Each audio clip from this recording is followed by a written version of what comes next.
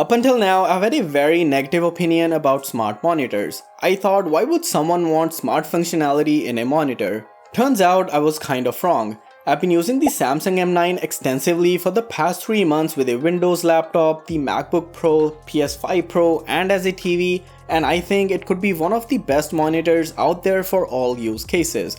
But, yes, there is a but with one huge caveat. First, let's talk about the build quality. The monitor, as expected, is built solid. The metal stand not only adds to the premium feel but also brings stability to the monitor. Even though it wobbles a tiny bit, it will recover quite quickly. As is the case with OLEDs, the monitor is relatively thin with most of its tech concentrated in this box right here. Also, the monitor is height adjustable, can be tilted and also rotated vertically for the best viewing angles and your preferred setup. In terms of ports, it has a single HDMI 2.1 port, a display port, a multifunctional USB-C port and 2 USB-A ports. Initially, I was a bit disappointed at the single HDMI port as I thought that meant I could only connect it to one input at a time and would have to switch cables when gaming. But then I found out that the USB-C port actually supports DisplayPort Alt mode and also delivers up to 90 watts of power. I still feel the monitor should have at least had one more HDMI 2.1 port, but a single port does work for now.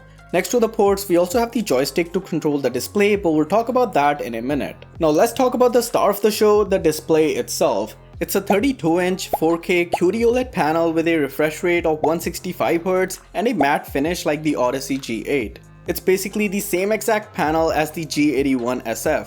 Some people do not like the matte finish, but I personally don't mind it that much. I do use the monitor with my work setup with a lot of lights on, so the matte display does help lower reflections. One thing slightly off-putting about the panel are the thick bezels, which do make the display feel a bit outdated. Now, one of those reasons for these bezels could be the camera mounted at the top and the speakers at the bottom. I admit I've never used the camera, like not even once, but I will put some samples here to show you how it looks. Personally, I think it's too wide for most use cases, but it is there in case you do need it.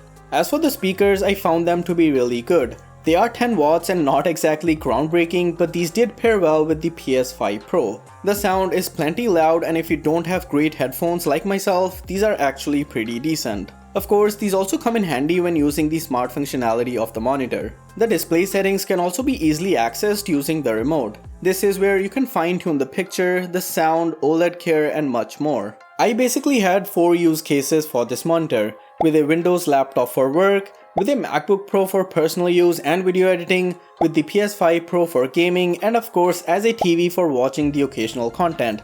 Let's discuss all these use cases in detail. Since this is a smart monitor, let's talk about the smart functionality first. It is running Samsung's Tizen OS and comes with a sleek looking remote control. Talking about the joystick on the back, I've never used it, but it is there as a backup. The remote has the basic buttons to control the monitor. Tizen OS is pretty damn responsive here. Samsung also promises 7 years of updates, and I feel that's more than enough. The UI is fluid and well laid out. You'll feel right at home if you do own a Samsung TV.